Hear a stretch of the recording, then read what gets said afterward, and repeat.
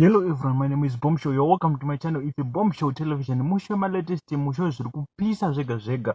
Kana uri munyowa, don't forget to subscribe to our channel. It's a Bombshow television. Nasi ndauya good news. Kana une business raunoita imborisa mu comment section unoona kuwana nonechi ne customer kana munhu anozvida. Kana une business raunoita ingoriudza mu comment section unoona kusanganochi nemhene. Tiri ku advertise mahara tine ka promotion sezvo takapinda 7000 ma subscribers.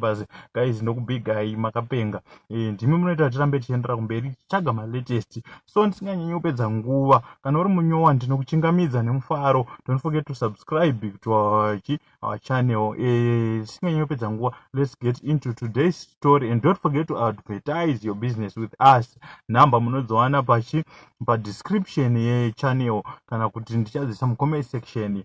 Saka rega tipinde munyaya yanhasi. Right, sezvanongogara ndichitaura muri Zimbabwe kuti uno musha wema latest musha wezvinopisa zvega.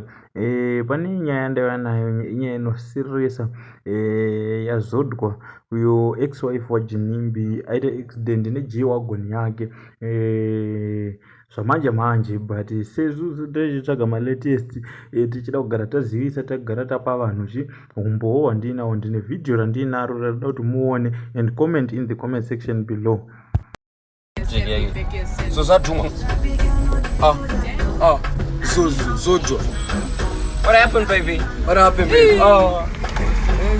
This person has guts. Hey, Zozo. Hey.